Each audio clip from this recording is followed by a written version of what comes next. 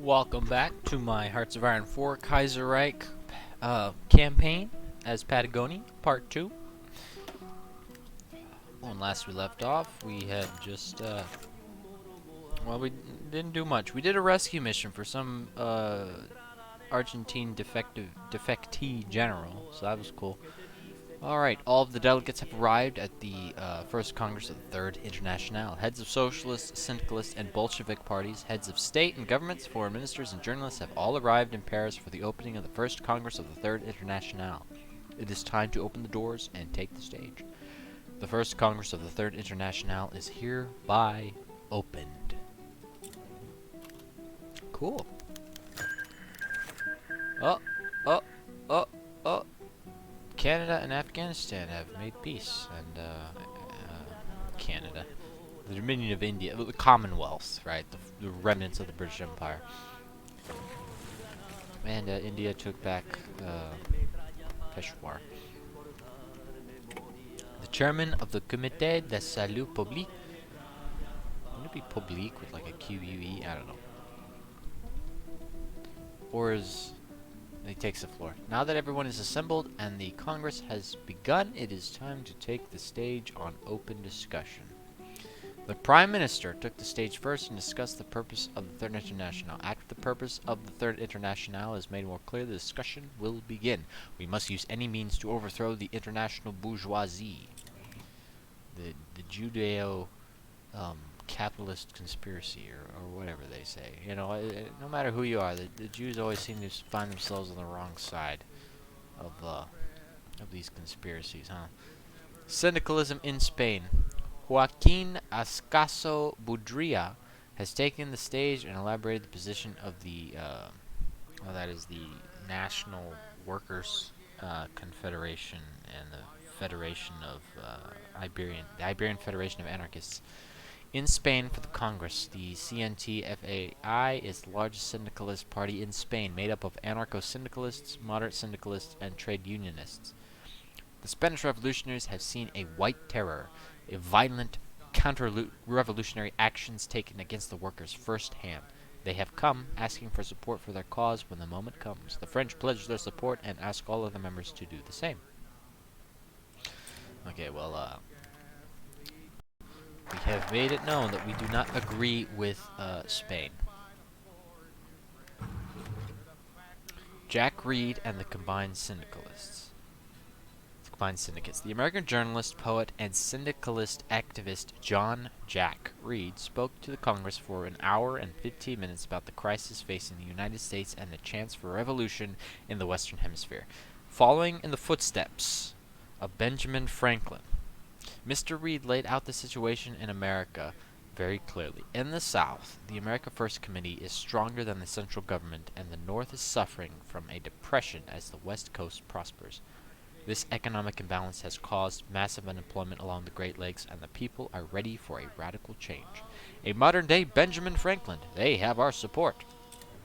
Okay, let's just start making enemies with all the major powers in the world, shall we? Okay, we've exploited our resources. The resource issue. Patagonia, while large in size, has remained mostly underdeveloped, having been taken by force from the natives during the Desert Campaign of 1878. Argentina has had precious little time to actually develop the region, and while some preliminary lumber camps and iron mines have been established, it is by no means working at full capacity nor truly exploiting its resources to the fullest. Given our shortage of manpower, the revolutionary government has found no better choice than to utilize these mines and camps as provisional punishment for petty crimes against the people or the government. As such, we may have to divert manpower from our armed forces towards development projects if we wish to have any access to resources. We'll have to get our hands dirty, but we get... Okay, this is funny. That's funny. Okay, we can get plus 12% resource efficiency. We have no resources to gain, but we get extra construction speed, which we are building all kinds of stuff with our zero factories. Yes, good. But we can get a some arms smuggling. We could start making something. unemployment and radicalism in Latin America. The Latin American countries were the hardest hit of all by the stock market crash in Berlin, and there has been a great awakening among the people. Socialist and syndicalist parties grow larger by the day, paired with unemployment. We should decide our policy in Latin America, where left-wing radicalism is ripening. Begin to nurture syndicalism in South America. You know, I think we might go the syndicalist path. The woman's role in the worldwide revolution. There's a lot of stuff going on. Today, the British feminist Helen Crawford took the stage on her flaming speech about the women's role in the world revolution. According to her arguments, without women's participation in industry and armed forces, it may be impossible to defeat the many enemies of the proletariat. While our delegation agrees wholeheartedly with her message, some fear that it is yet too early to really push the issue of women's liberation, and that formally affirming the speech is but a needless domestic disturbance. A brave woman, but we shall not respond. Participation of working women is necessary to achieve the worldwide revolution. We have so little stability. Maybe we ought to just not, try to ignore that issue for the time being. Comrade Sail Mohammed wants to speak. Comrade Sail Mohammed, a prominent Algerian socialist, was allowed to speak before the assembled Congress. He was given a rousing speech on the situation in Morocco and French Africa, where Arab labor is abused and exploited for the benefit of the wealthy and the colonial establishment. Sail urged the Congress to put an immediate stop to the situation. He proposed the creation of the Socialist Anti-Colonial Committee that will work to supply local syndicalist anti-colonial conspirators in North Africa. We'll gladly support the creation of the committee.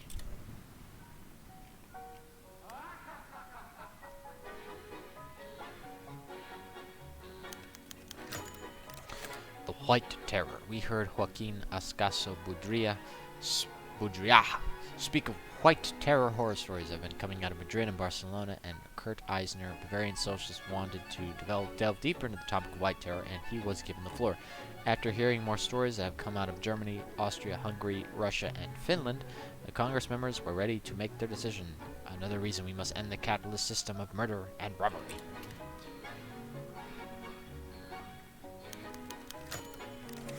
The world economic crisis and the role of the Third International. The stage has been set for the revolution to begin. With the Berlin stock market crash, mass unemployment has arisen in Europe and South America, and trade unions have begun to grow in both as a result. An opportunity.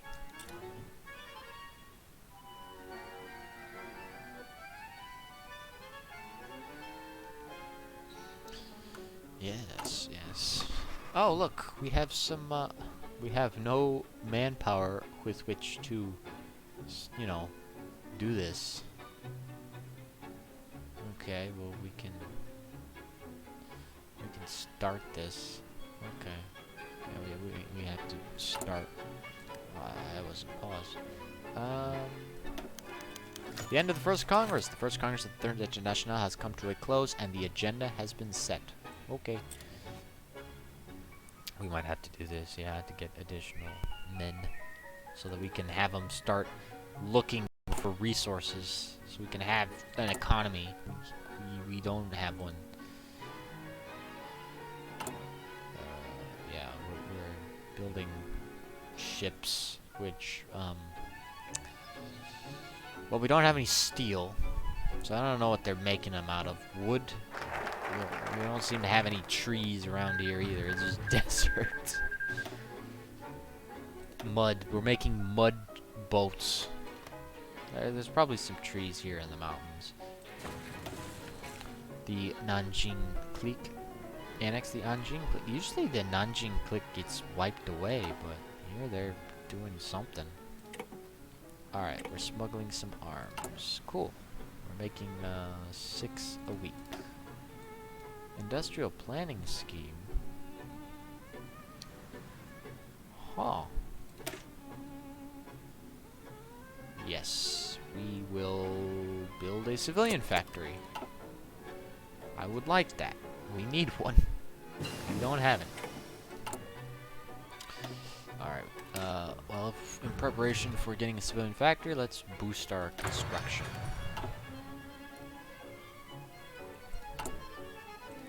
Okay, so probably, oh, there it is. Manuel Carles assumes full control of Argentina when Manuel Carles executed a coup against the Argentine state on Christmas 1935. The nation was torn apart in a vicious struggle for control over the presidency. Liga Patriotica and forces from the Argentinian Navy quickly took control of the capital, but were stopped by forces from the army who had begun quickly asserting their dominance over the entire nation, leading to a bloody and drawn-out struggle. With the fall of Rosario, a vital railway hub for the inner region, Rosario is a city right here on the Parana River, Carles has proclaimed his coup a success and has assumed the presidency this afternoon after a rousing speech for his followers in Buenos Aires, promising vast territorial expansion and an end to the red terror that plagues Patagonia. He was met with a wave of enthusiasm by the struggling people of his country, deeply unsettling. I mean, come on, our red terror isn't even that bad. There's like nobody here for us to purge. There's 300,000 people in Patagonia. I mean, you'd probably kill way more communists than we're killing not communists. I tell you, these guys, they're not telling the whole story, that they're twisting the truth. We ought to conquer them. We ought to take over their country, you know? We ought to kill them. That's what we're gonna do. That's what we're gonna do.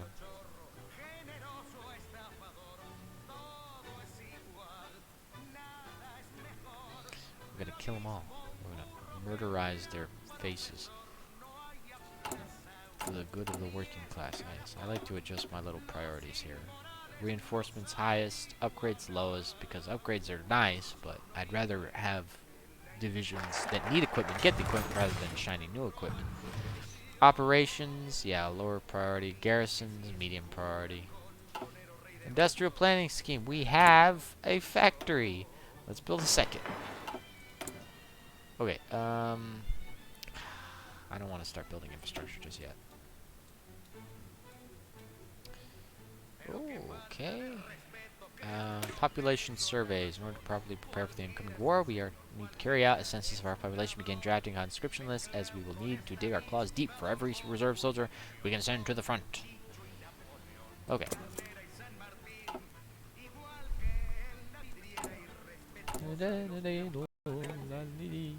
What are we listening to? Cambalache. That fancy. We will develop. Actually, this doesn't take any political power, does it? Okay.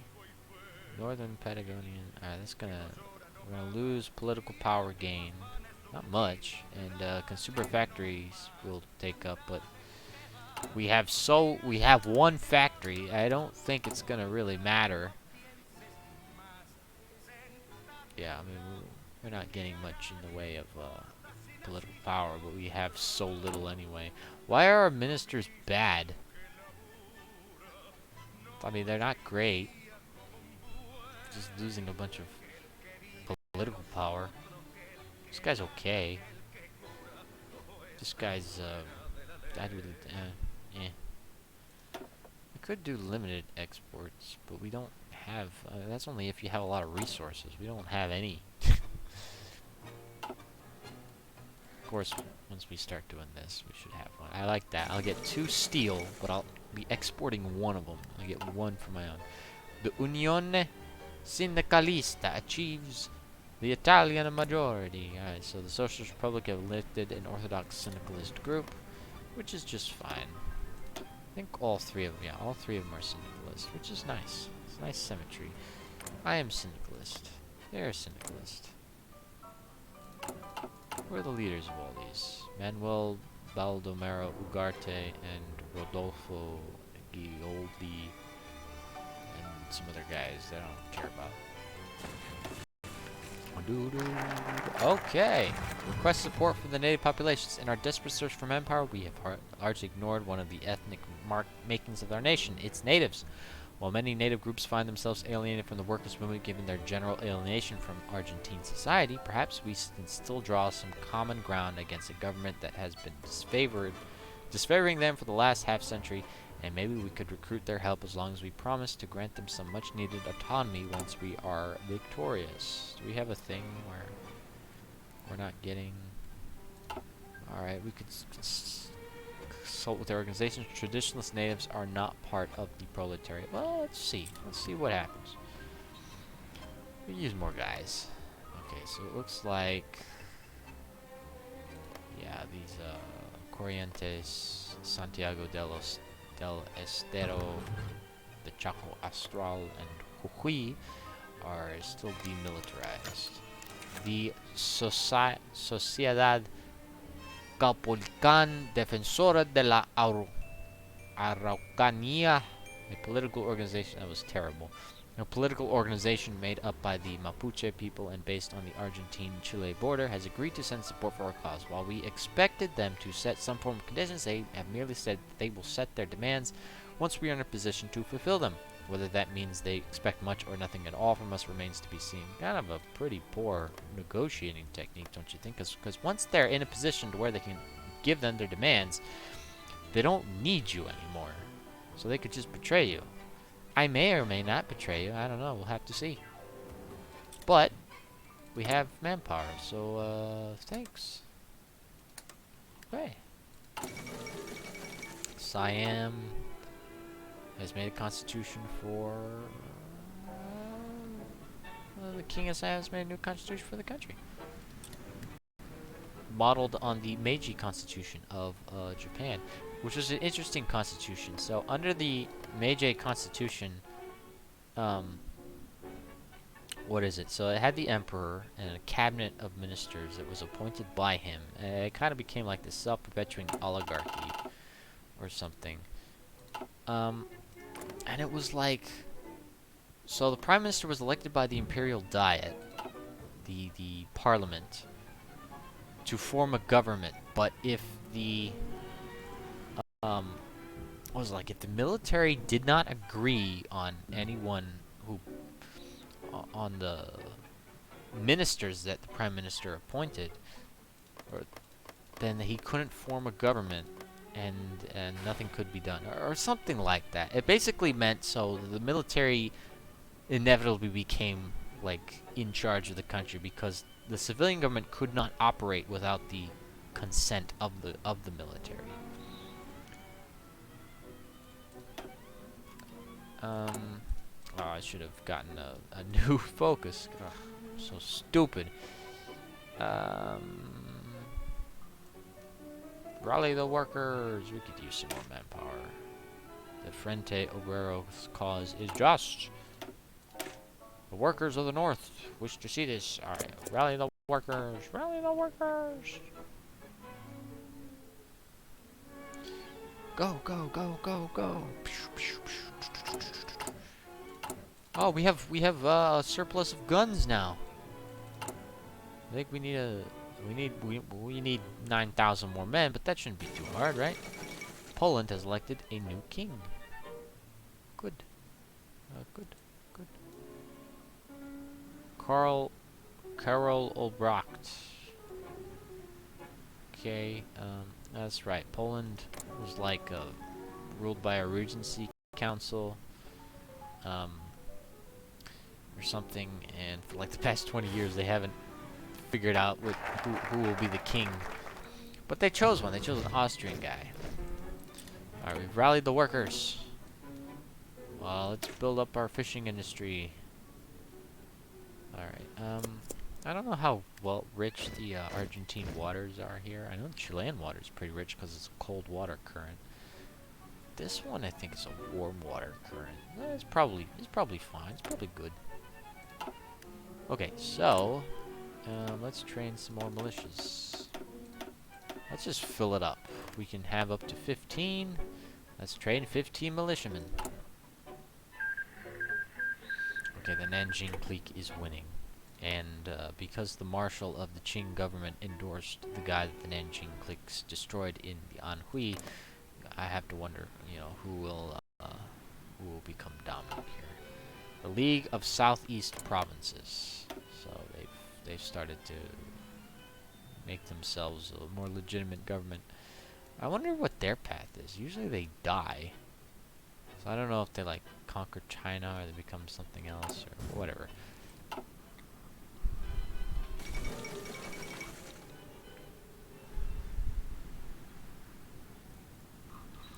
creation of the international avant-garde. Then the Xinjiang clique erupts into war. It's just Xinjiang is breaking apart. Cool. Alright, a combined effort of the Commune of France and the Union of Britain a few days ago has birthed the International Avant-Garde, a program that aims to create a unified art style for art and genre for music, as well as new literary techniques, each of them encouraged to be socialist, unorthodox, anti-traditionalist, and anti-religious. It's reported that artists, writers, and musicians from all around the world will participate. Yeah, that went away. Oh, it's postmodern art. Yay, lovely. Poland has joined the Danube Adriatic Union, the Donau Adriabund, which is interesting. Poland has gone towards Austria instead of Germany. I'm sure Germany enjoys that.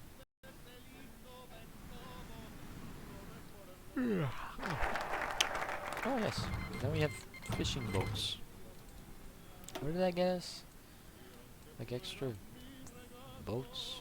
We got a naval base. Okay, cool. That's a heavy stability hit. Probably I need more factories. Get more guys. Let's see. As we stand on the precipice of war, our comrades on the other side of the Andes have informed us that they're ready to step up their military aid to us. This will go a long way towards equipping our fledgling revolutionary army with proper guns. That could be handy. I don't know how many guys the Argentine army has. Anywhere from 5 to 37 divisions. Chile has 11. We have 7. So we could outnumber them. We could be comparable, or we could be outnumbered by them. But if we fight them, we'll see. We'll see. AI usually wins the war. Let's see if we can do better than the AI. Oh, yeah, the Xinjiang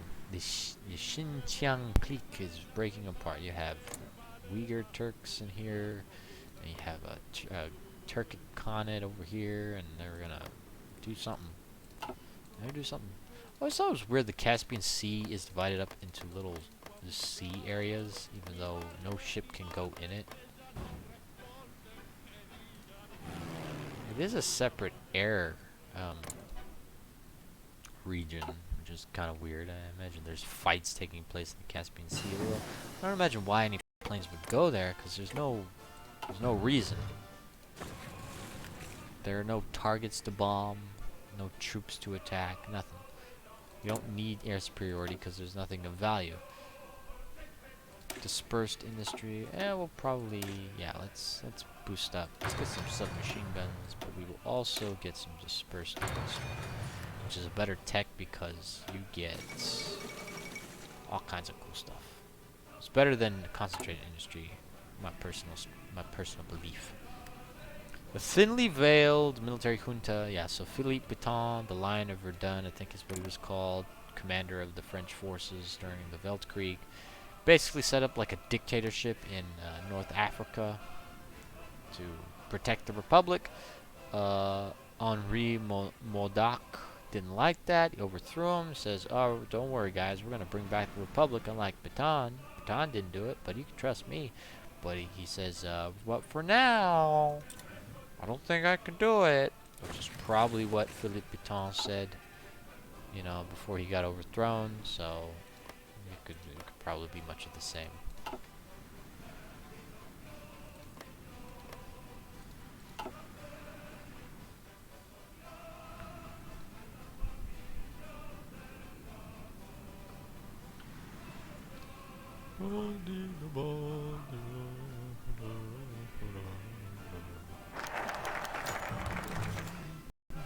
Alright, we got 1,000 infantry units. I think each one is like 10 guns. That's 10,000 guns. Cool. I didn't read the event. It's probably not too important. Do we need more guns? Yes. Alright, so let's ask the Internationale. Our comrades in Chile only provide us with so much. We have to ask the rest of socialist Europe.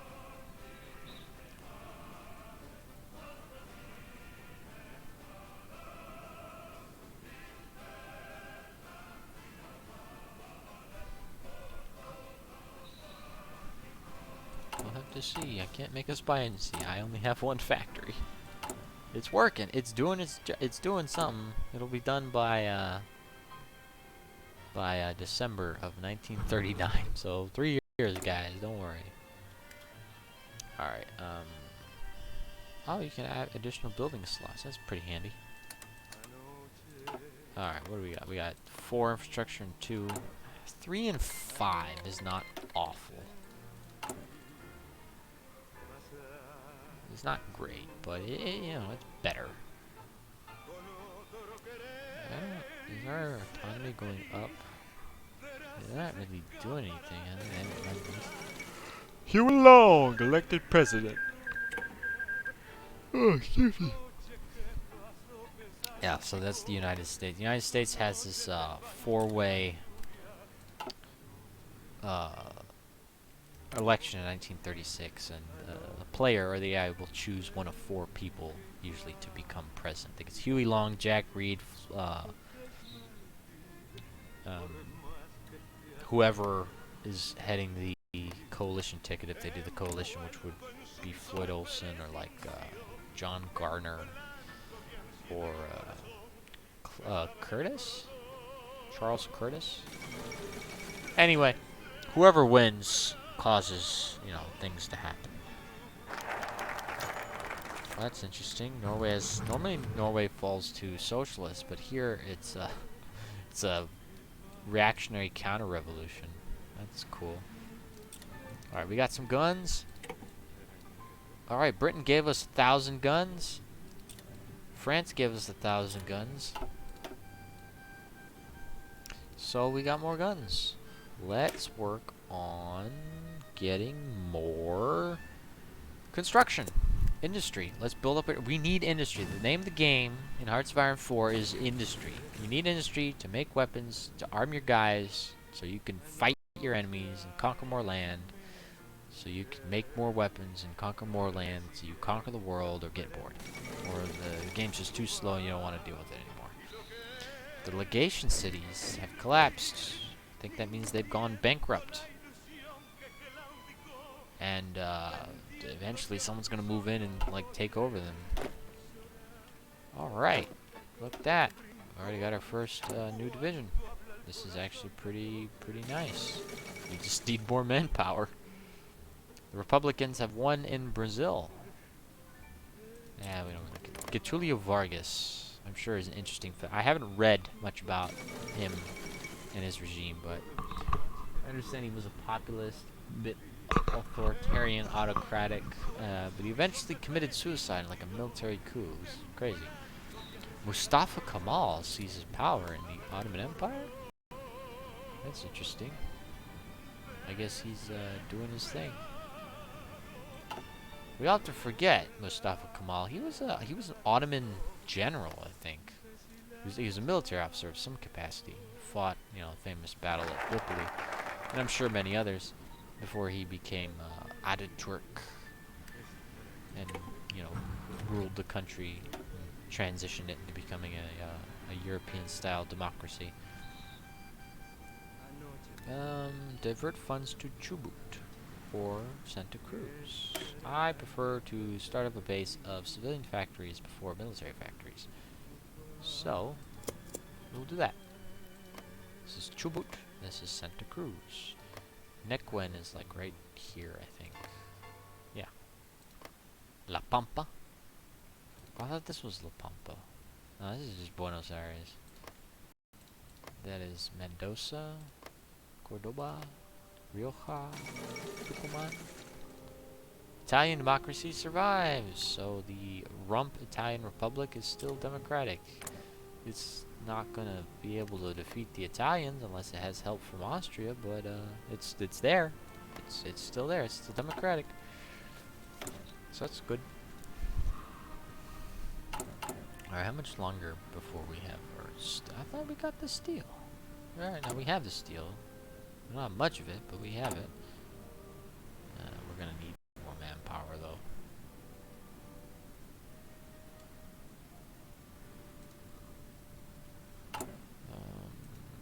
How many am I recruiting? Is that extensive conscription?